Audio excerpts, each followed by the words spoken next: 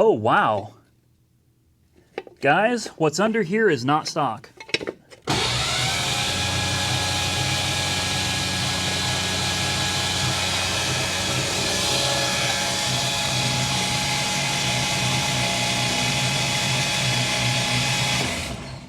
What is going on, ladies and gentlemen, and welcome back to Auto Auction Rebuilds. Today we're here with the 1987 Ford Mustang GT that we purchased from Copart for what I thought was a steal of $3,600 out the door. Yeah, it looks good, right? On camera, she sure does look good. And in person, in all fairness, she's a good-looking car.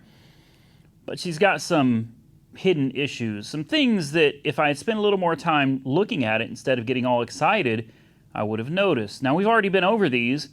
Today, we're going to try to diagnose and figure out what is actually wrong with the engine in this car. Why does it have so much blow-by that when you take the cap off, it blows it off of the engine? That's a problem. And hopefully today, we can figure out what's wrong with it and come to a solution. Now, real quick, before I get any further in this video, I wanted to address a couple of the comments that I got about the Wildfire lift. One of them was that I have to bolt it to the floor. I've absolutely got to bolt it to the floor.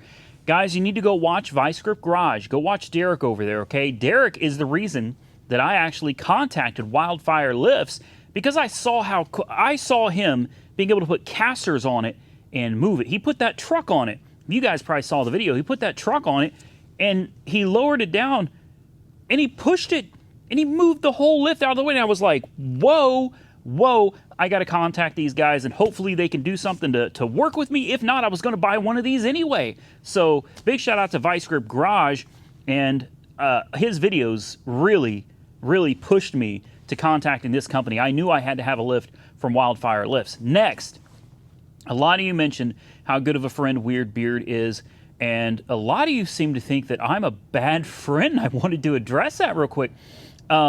Weird Beard has done a lot for me. He really has. Weird Beard has been a very good friend of mine, so I want to make sure all of you know that. If you don't know already, Weird Beard is a great guy, not just on camera, but off camera as well.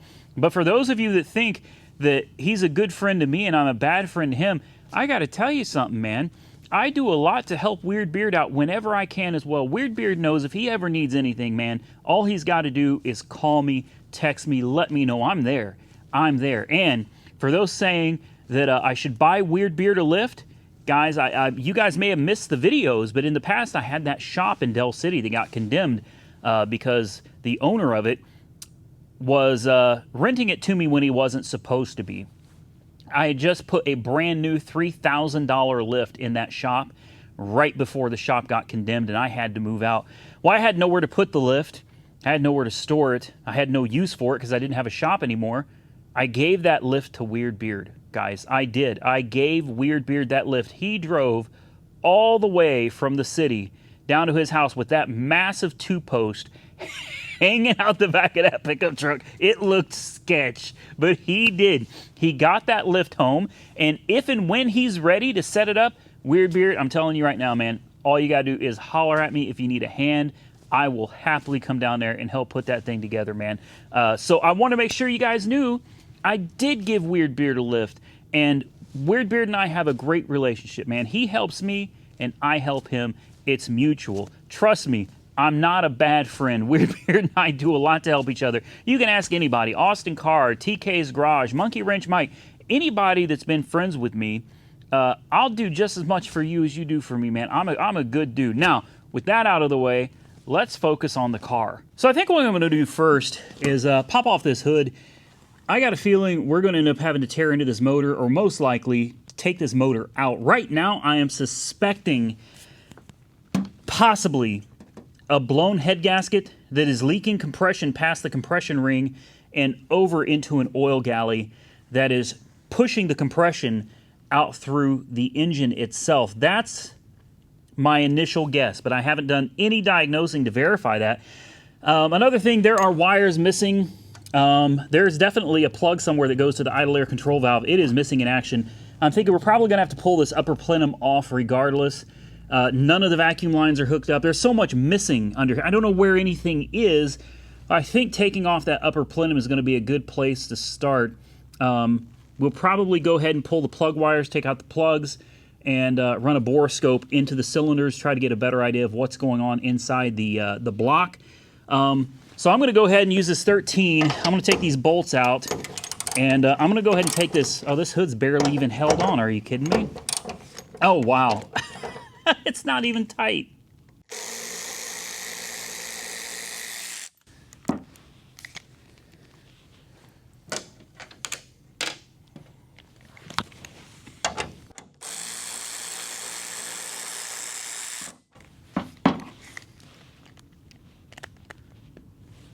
That one didn't even have a washer on it. No. Wow. The further I get into this car, the more it looks like someone just threw it together and they were just done with it. Let's see if these are tight. Nope. Those aren't tight either. That one is. Okay, that one.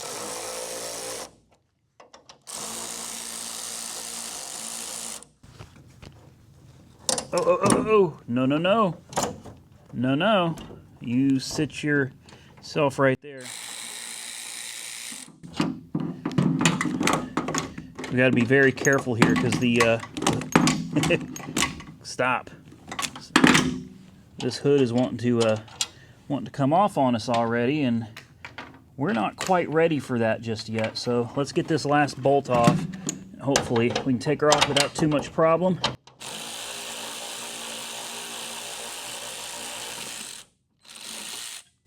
There we go.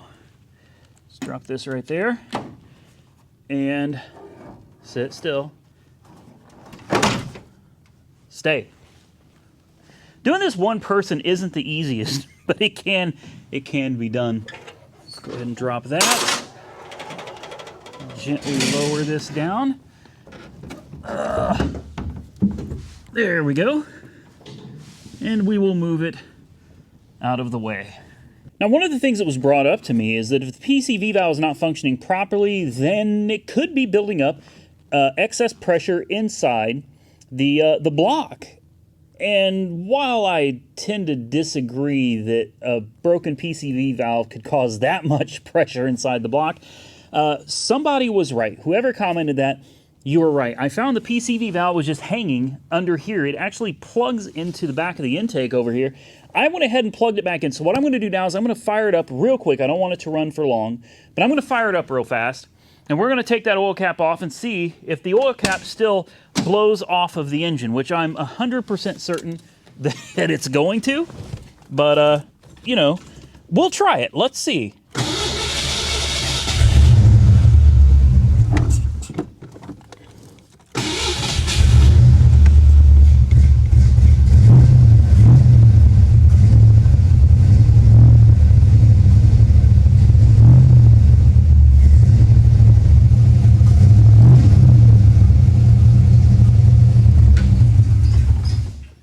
Of course you're gonna die.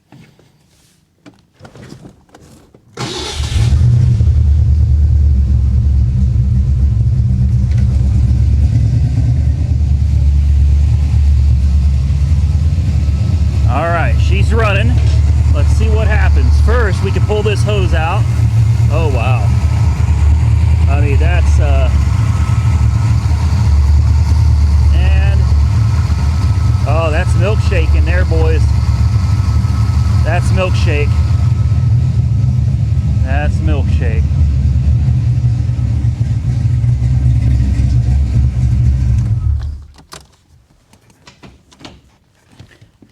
She is definitely mixing water and oil at this point. I'll go ahead and pull the dipstick real quick. Let's take a look. But all I see under that cap is milkshake everywhere.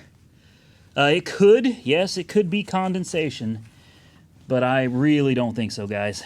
I would much rather the issue with this car be a problem with one of the cylinder heads or a blown head gasket. Oh, the oil, though. Woo!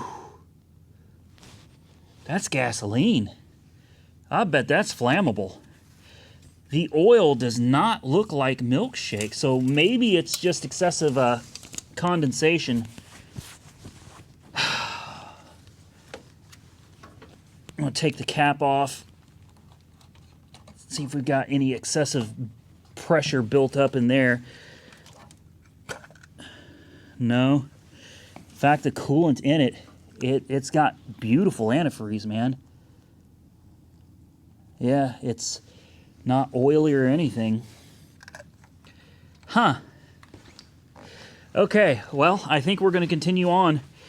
Guys, I think right now, though, I am going to take this upper plenum off because I would love to figure out where the wiring harnesses on this thing are all located. Let's take a closer look at what's going on under here. And, yeah, maybe we can get some vacuum lines hooked up, and then we'll put the borescope down the spark plug holes. So I don't quite have the right tool for the job here. I've got a T20, and I'm hoping that maybe we can coerce these off. Apparently, I don't have the right size to take this cover off, and I believe there are 2 bolts hiding underneath here. We're about to find out here in just a second. All right, we can pop this cover off. Bingo! 2 bolts, 2 bolts, 2 bolts. Somebody put a lot of washers on these. I'm telling you guys, it's like the whole car was just thrown together by, I really don't know. This is crazy. There's like 4 washers, 5? Oh my. What is the deal here? Let me see if I can show you. There's like 6 washers. 1, 2, 3, 4, 5, 6 washers on that one. Oh man. Oh, I'd love to know who owned this car before. I really would. I would love to know what secrets are hiding here, just waiting. Ooh. Good Lord have mercy. Wow.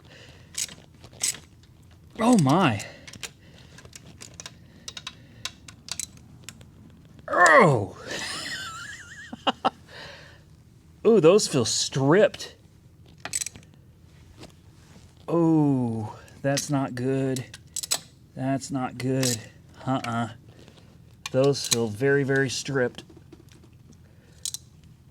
Oh, that's gonna snap. Come on, are you serious? Yeah, it's gonna snap. That's what's gonna happen. Hey, there's one that doesn't feel like it's stripped. The rest of these are in bad shape, guys. I'm not sure if this intake is gonna come off, guys, without... That's just kind of bad feeling. Let me tell you something. This whole EFI setup, honestly, is just super unimpressive to me. I have been considering for a while now, once we figure out what's wrong with it, actually taking off all of this and going with an old school 302 with maybe an MSD ignition setup and like a Holley Demon 650 carburetor. I think we could solve a lot of problems by just switching this EFI over to carb. Comment below and tell me what you guys think. For right now, though, man, I'm not looking forward to this. I'm really not. This whole thing just looks like trouble. All the connectors are broken. They all just kind of plug on and plug off. There's... What is that? A hose with... how do you even know which one of these is the temperature sensor? And this whole thing is just this is a cluster, man. Even the fuel injectors the tabs are broken. It's all broken. Every single bit of it. So I am going to continue hoping that we can get these off without breaking them. But I'll be honest with you, I feel like it's inevitable. We're going to snap some of these. I really don't want to, but we've got 3.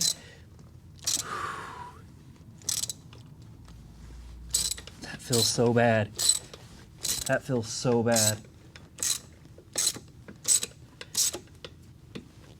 It is what it is, guys. Do or die. You know, I can't sit here and stress over it. You know, if we break it, then we break it, and I'll just have to either get another lower. Oh my! What happened to you? I think I can get this back one. So that's going to leave one. That leaves one bolt that is very likely to snap. I don't see any way that's going to come out without snapping, guys. None. None at all. It is far too tight. Let's see if I can get this one out of here without dropping it or losing it. There's not a whole lot of clearance on this back bolt here. Come on, there we go. Did I get the washer too? I did, I got both. Okay. Hey, comment below right now. Do you think the last bolt is gonna snap, or do you think it's gonna come out? Man, maybe I can.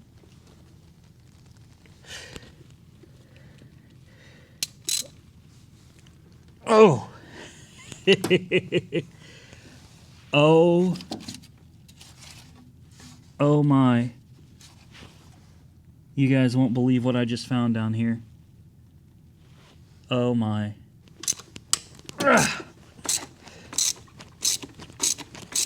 Hey, maybe it's not gonna snap.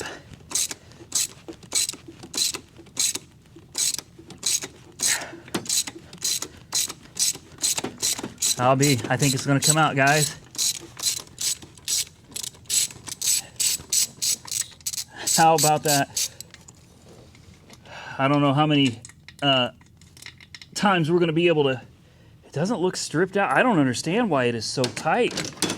That should be it. Of course, there's gonna be some lines and stuff here and there that we're gonna have to move out of the way. We'll pull the PCV hose out here. Here we go. And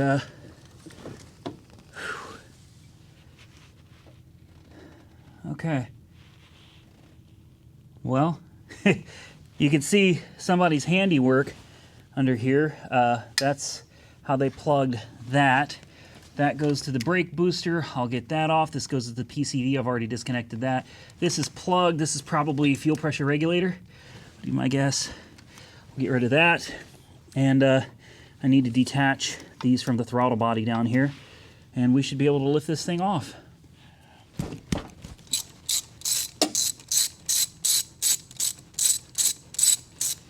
All right, once we get this bracket off for the accelerator.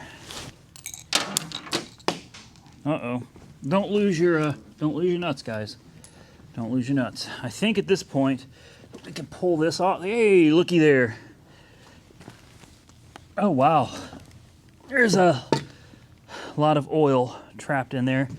Hey, we actually have a little room now, guys, so this gives us, hey, wires, more wires. We don't know what any of these go to. They're all unplugged. Everything is unplugged. Something here has got to go. What are these two go to? I got to take this off as well. This is just all up in the way. Get rid of that. Where is the wire to the, I figured it would be trapped under here somewhere. I just don't see it. Huh. Maybe this engine is out of a newer model. The wiring harness is different. I don't know, guys. I kind of lost here. What I'm looking for is the idle air control valve plug, which I would have thought one of these would be for the temperature sending unit. The other would be for the idle air control valve. But we also have these under here that aren't going to anything either. Wait, there it is. There's the idle air control valve. It was buried. I knew it. But that still doesn't tell us what all of these extra connectors go to. There's so many wires on here that are just unplugged. What a mess. What a mess. And this is what makes me, there's the engine wiring harness. This right here is what makes me just want to rip all of this off and go with carburetor. This would be so much easier with a carburetor. All right, so before I go very much further with this, I wanted to point out this right here. Oh, that just changed the colors. Look at that giant hole.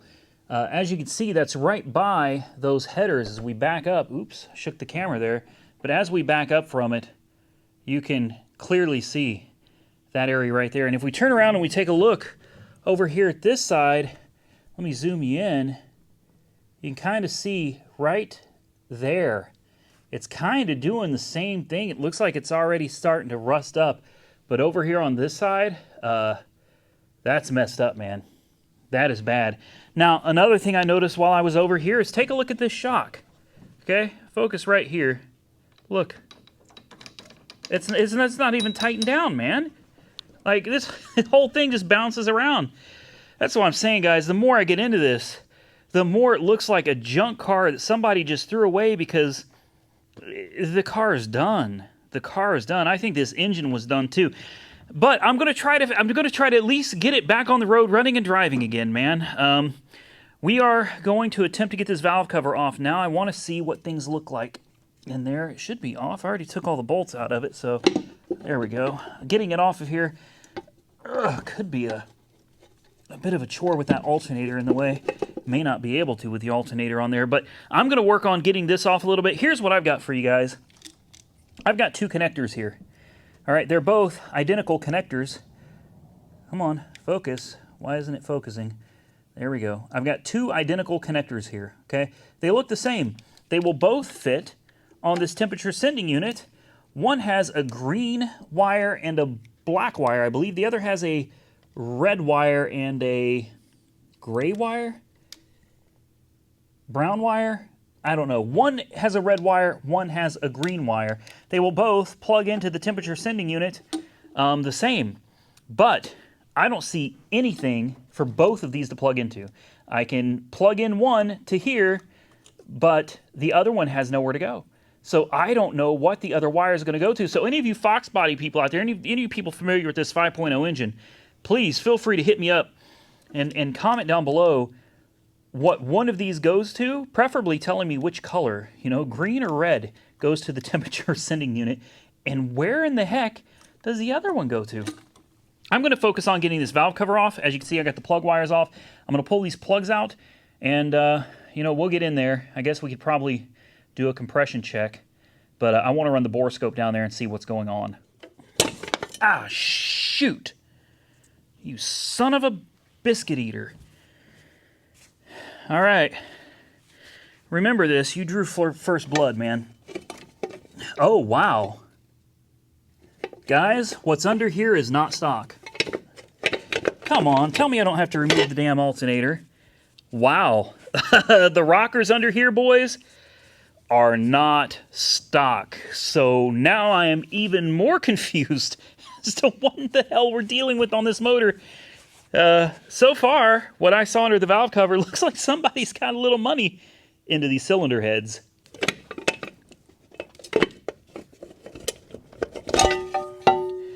There we go.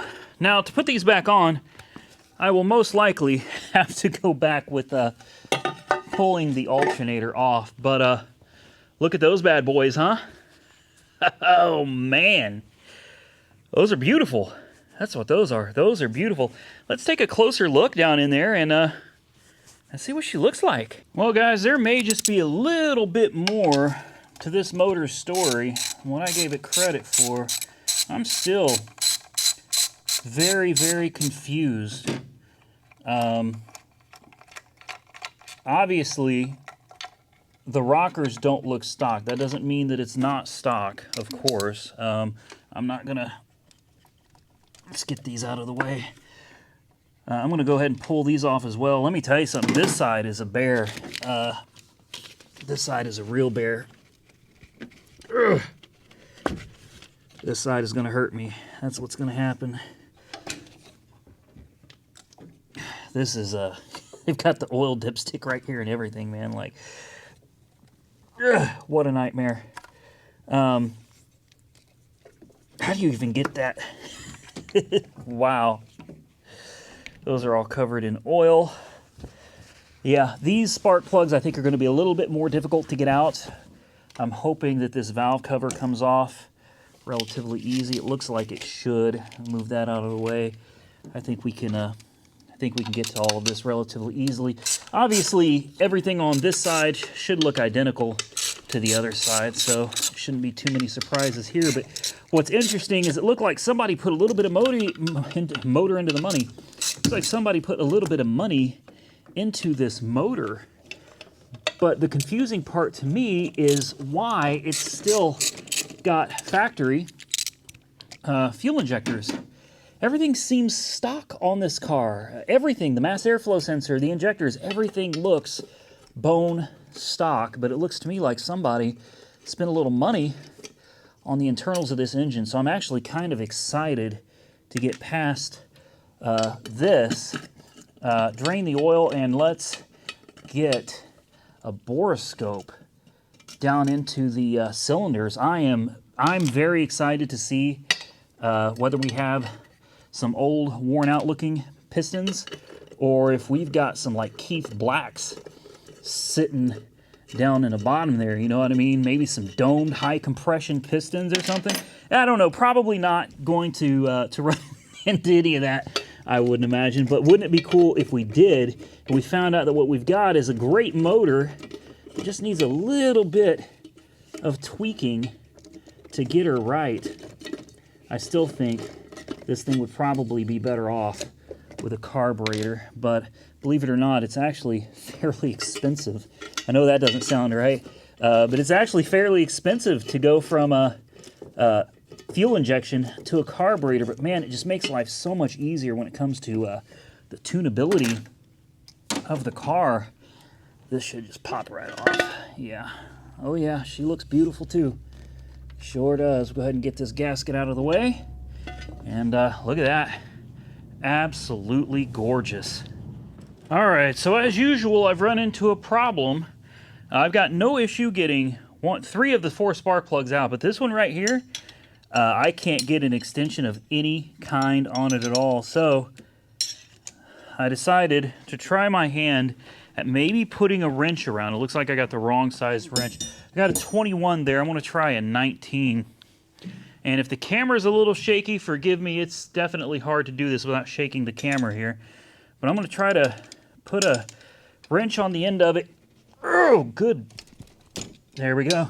Just like that. So, hey, pro tip. I know, right? Coming from Auto Auction Rebuilds, that's actually kind of scary. A pro tip for you guys. I don't know if anybody's ever noticed or not, but man, the backs of these have a look. It's perfect for when you got headers and you can't get your spark plugs off. You can't get a ratchet in there. Well, you can just boop, just like that. So give her a few turns, and it's a quick workaround for the spark plugs that are stuck in between these equal length headers. These are BBK equal length headers. They are shorties though, but I still say they've got to be an improved flow versus the stock manifolds. There we go. Let's take these out. So here we go, jumping into cylinder number 1, and as you can see, it looks really good. Now, I'm not one to tell you whether these are stock pistons or not. I have no idea. You'll have to comment below, but the piston itself looks good. The cylinder walls look good. Now moving on to cylinder 2. This one, as you can see, is absolutely saturated in oil. I mean, it looks really, really wet. Now, that's not necessarily because something is wrong in this cylinder. As you can see, this engine was just full of oil to begin with, but I am taking special notice that cylinder number 2 is a whole lot, sorry for that, but yeah, cylinder 2 is pretty bad. Moving on to cylinder 3, it also looks pretty wet as well. This engine, the blow-by was all being forced right back into the intake manifold, so it's not too surprising to see a lot of cylinders coated with oil. We're going to come back to cylinder 3 at the end. Here is cylinder 4. As you can see, cylinder 4 actually looks a whole lot better.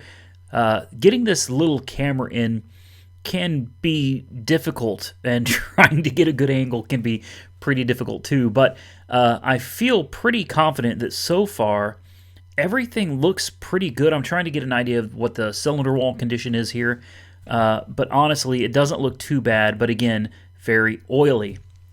Next cylinder, we should be able to see this one a little bit better, or not. That's just pretty rough. Looks like this cylinder is at the top of its stroke, so very difficult to get in here. I'm going to just kind of spin the camera around a little bit.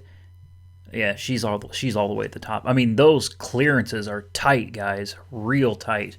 Look at that. Kind of makes me wonder if these are maybe high compression pistons. I don't know. Like I said, you guys will have to comment below. But we're gonna run into the next cylinder here. Come on, next cylinder. There we go, next cylinder. Here we go. This will be, I believe, the next side of the block, cylinder number 5. And as you can see, again, oily, yes, but the piston looks good. The cylinder walls look good. And this is kind of the theme that we're going to see throughout the rest of these borescope videos here. But there is one that appears to be problematic. So let's move on to the next cylinder.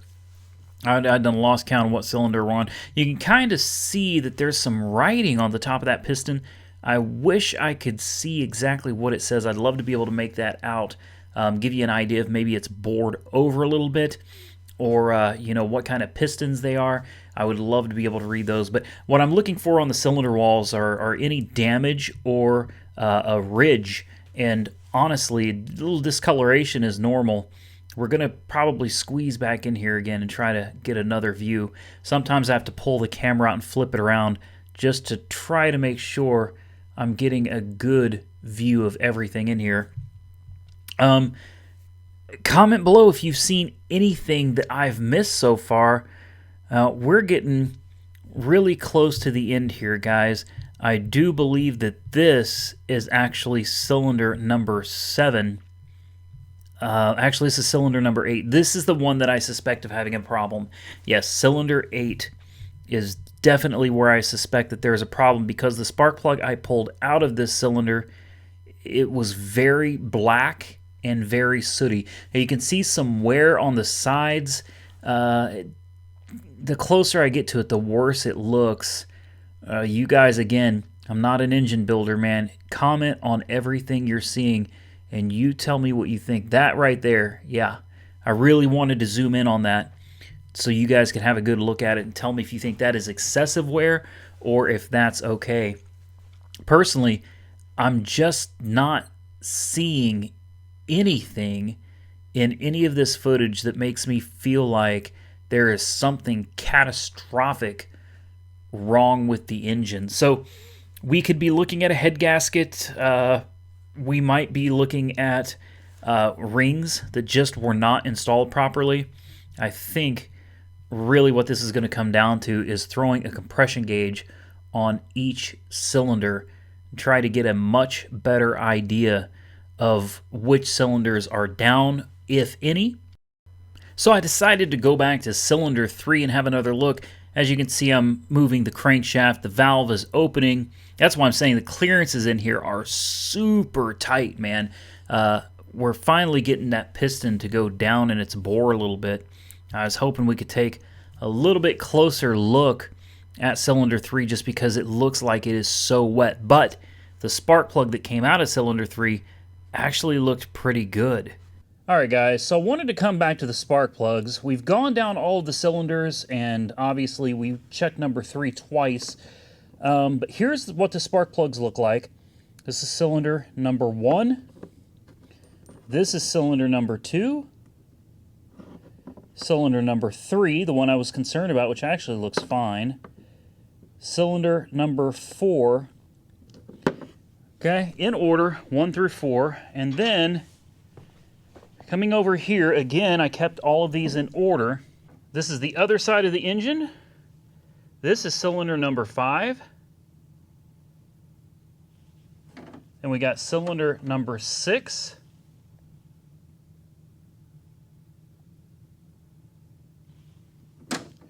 Cylinder number 7.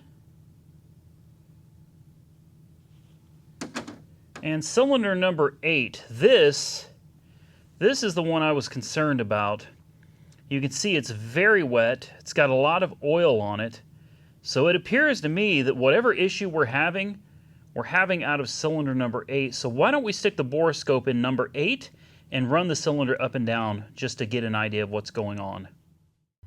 So here we go. Cylinder number 8, taking another look at it, just trying to see when we bring the piston up, well, that's a little too close, but definitely trying to see if we can see any cracks or a hole or just anything that would tell us that we've got something wrong with cylinder number 8, because that plug is way, way, way too wet. Now, I am going crazy with the camera. I'm just trying to spin it around to get a good view of every angle. As you can see, it's not working out very well, but from where I'm at, I can't see anything wrong. All right, I've moved everything out of the way. Fuel injectors are unfortunately going to be firing. I could find the fuse and shut it off, but honestly, I just don't feel like it. I'll tell you what I will do, though. I will go ahead and unplug the fuel injectors. I'll unplug the coil just to make things easier. We're already right here, so why risk doing any damage? It doesn't make any sense. And you guys would have called me out on it anyway, so there we go. Coil is now unplugged, and the fuel injectors are disconnected, so we shouldn't have any issues with spark or fuel. We're just going to crank it over real quick so that I can review the footage and double check that the valve train at least appears to be working properly.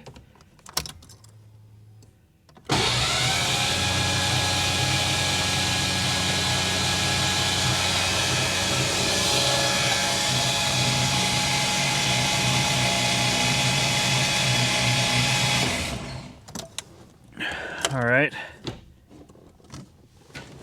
I'll tell you what, the engine turns over great. She sounds good. We've definitely got oil to the top of the engine.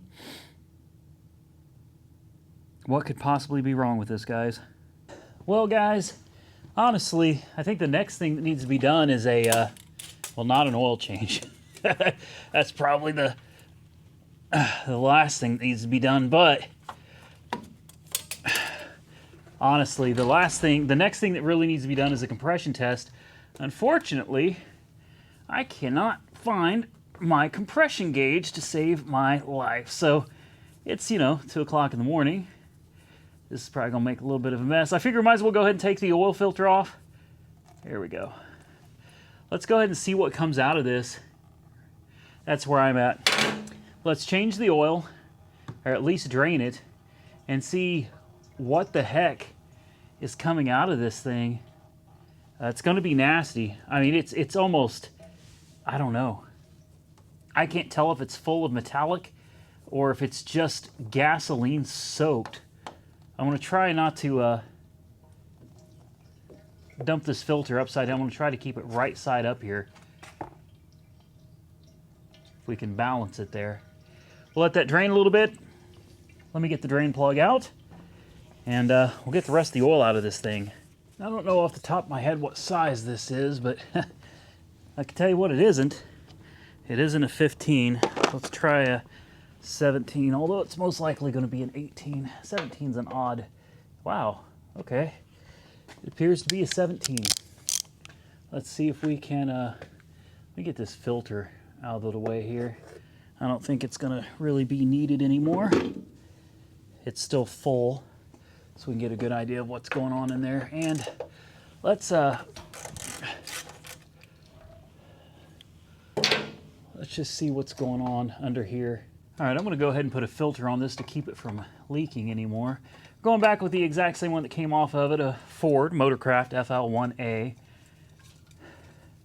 I'll tell you, this motor just looks so fresh.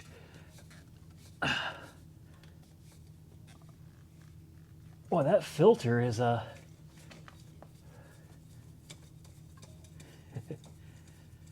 she goes on there tough. Make sure it's not cross-threaded. No, it's not. That's a yeah, guys, that's weird. This filter is she gets tough. Yeah, I'm almost going to have to use the filter wrench on it. So far, nothing on this car goes according to plan. So I have no reason to believe that this is going to be any different. How far do you think this is going to shoot out? I don't know. How about this? How about I get behind it, and then even if it goes above and beyond, it's not going to be me that gets saturated with oil. Oh, that's not bad. We can lower this down so you guys get a better look at it. All right, guys. What do you think? Oh, good Lord. Jeez. What do you think this one is going to look like? Let's try to line this up here. Hopefully I don't get splashed in the face. Let's take a peek. Here we go. Oh, wow. That is just nasty. Look at that. It is so thin. That oil is so thin, guys.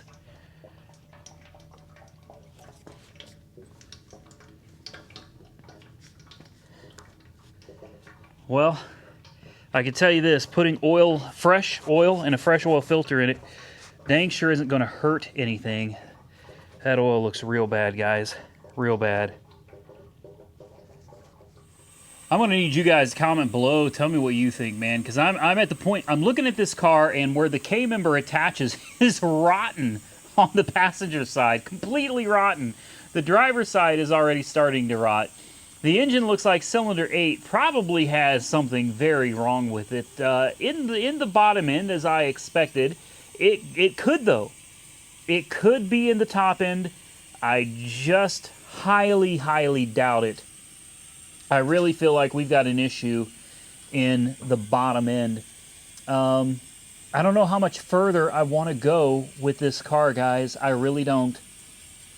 The deeper we dig, it's like the more we find out this car is just, it's awful.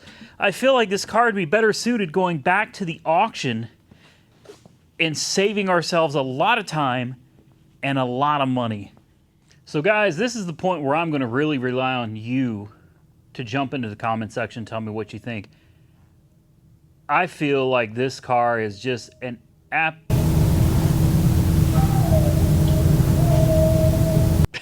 I don't know if y'all can hear that or not. Living out in the country, you never know what you're going to hear every single night. Anyway, getting back into the car here. Here's let me try to just break it down how I'm feeling about it. Okay, as I said a minute ago, the K-member is literally rotting away from the strut towers, which is where it bolts to. You know, the K-member is absolutely removable, but this car, the shell of this car, this is worthless. The shell of this car is absolutely worthless, like without a doubt. You've got the front that was sloppily welded on. On top of that, you got the K-member rusting away from the body of the car. Right there is like, that's it. That's a wrap for this car. All right. On top of that, okay, hey, we got a good motor and good transmission, except we don't. We appear to have an issue with cylinder number 8. Now, I am more than willing to throw a compression gauge on it. Let's see what's going on with number 8. Clean up the spark plugs, fill it up with fresh oil, maybe some oil additive, put it back together, and cross our fingers. I'll hook up things that weren't hooked up, like the EGR valve. I'll be more than happy to hook up the idle air control valve. These things are fairly important, definitely the idle air control valve. We can hook some of the stuff up that was disconnected and hope that we can get it running better. But at the end of the day, to what end? This is where I'm at. Like, from a labor perspective, what are we even working towards here? The motor doesn't run right. I'm not sure if the transmission shifts right or not. We've got a strut coming apart over there. We're missing a shock in the back. There's crunches underneath. The front end is sagging. The K-member is coming disconnected. Why? This is a car that it's got good curb appeal, so to speak. You know, when you put it on the auction block, it looks great. Okay, looks nice. But at the end of the day, I don't see any reason to really go much further with this car. Now, we'll come back with another video. I am curious to see what you guys think. Oh, let's not forget that the power steering shoots fluid right out of the rack and pinion because it looks like somebody rushed through it and didn't get their seals on right and broke them. So those need to be done as well. It's just, this looks like a money pit, guys. This looks like a money pit. So I am highly tempted to send this through an auction or something. I honestly, at this point, I've never run into this before. I've never encountered this before, but I can promise you this. The next time I go to look at a Foxbody, I'm going to be checking those strut towers going down to the K-member. I can promise you that, and hopefully you guys will too. I've never seen anything like this before. I've never seen anything like this before. So this is crazy, but it's a learning experience, right? I'm not like down in the dumps. I'm not going to hang my head and cry about it, man. You know, it happens. It is what it is. I'd rather it have happened to me than happened to one of you. So at least we know, you know, maybe the car is worth what I paid for it in parts. I don't see that. And by the way, the transmission, I had a lot of people asking if it's a Borg-Warner or Tremec. It's a Borg-Warner. You know, it's a factory transmission. It looks like we got some, what are those, like comp cams, 1.6 roller rockers. You know, I believe those are stock. I did a little research, and I had a little trouble figuring out if stock on this is 1.5 or 1.6. But either way, it looks like the majority of the car is stock. It's just been kind of cleaned up, man. Those are factory 19-pound injectors. MAF is factory. It's just kind of dressed up. At the end of the day, it's kind of my opinion. This car just needs to go down the road, man. We'll figure out what to do with it, but first I want to get y'all's comments. I'm going to end the video here because it's like 2 o'clock in the morning, and I got to go do a Copart walk-around for you guys later this morning. So I need to be trying to get to bed, which means I got to edit this video. Tell me what you thought, man. Drop your comments down below. If you enjoyed the content, give the video a big thumbs up. If you didn't, give it a big thumbs down. And until next time, stay safe out there, everybody. I will catch you all very soon in the next one.